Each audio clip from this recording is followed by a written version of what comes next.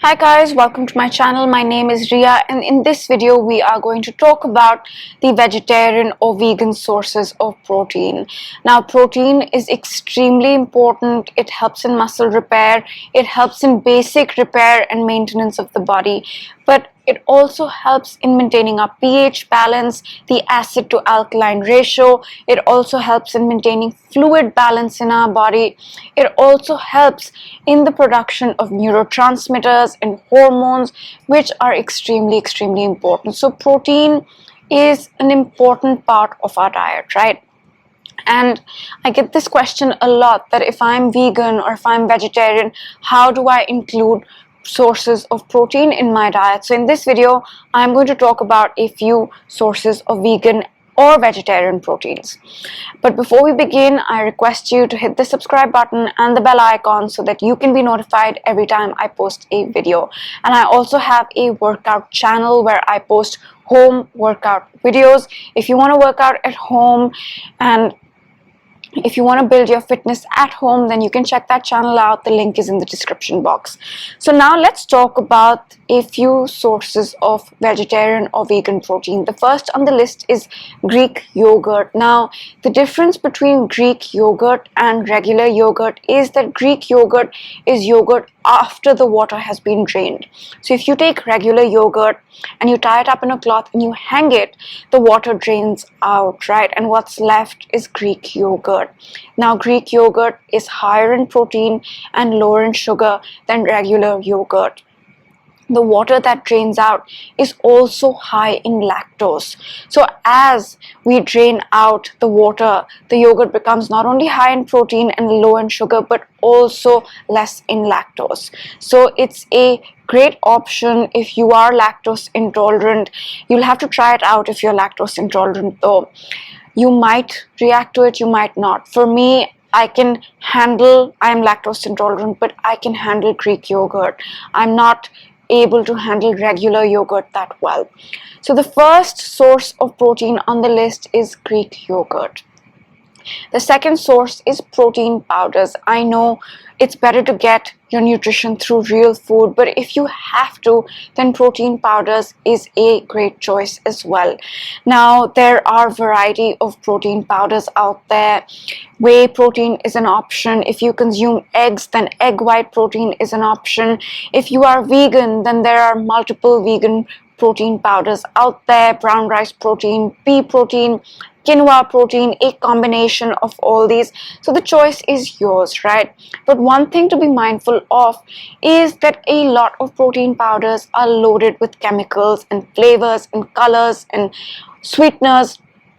So it's best to go for a plain protein powder, right? The unsweetened variety, the unflavored variety. That way you're just getting protein without the chemicals and colors and preservatives and sweeteners that are present in some tasty protein powders, right? I know it's not the tastiest thing to consume, but mixing it in with some fruit like maybe some blueberries or adding in some cocoa powder and stevia can help with the taste, right?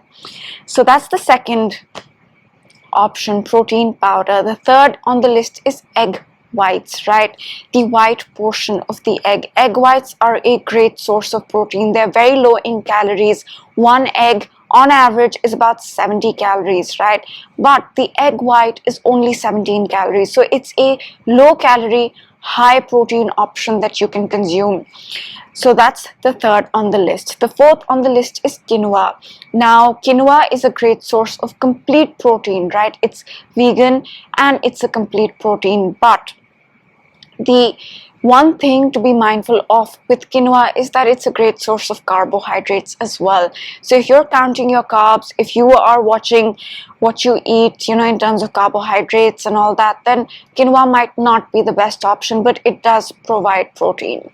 Now, the next on the list is soy, right? Again, with soy, there are some caveats. Soy is not the best when it comes to our hormones. Consuming too much every day can be an issue. Consuming it in moderation once or twice a week is great, right? Now, from soy, there is tofu, there's tempeh. So if you're consuming that, that's also a great source of vegan protein. Once or twice a week is appropriate, I would say.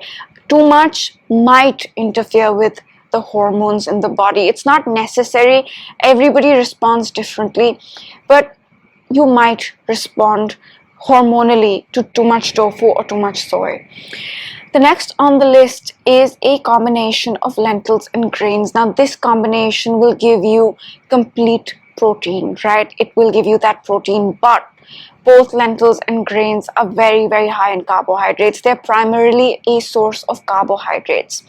So although you're getting in your amino acids, all of them that you need with this combination, you're also getting in a lot of carbs. So that's what you need to watch out for if you're consuming lentils and grains together. The next on the list is cottage cheese or paneer. Now, if you're consuming this as your source of protein, it's a great source of protein. Yes, it's complete in its amino acids and everything, but it's also very high in fats. So what you need to watch out for if you're consuming this as your protein source is the quantity, right? Smaller quantities will give you that protein and that fat. So that's it. Those were the sources of protein that I wanted to mention briefly. I hope you guys enjoyed this video, and I will see you next time. Bye.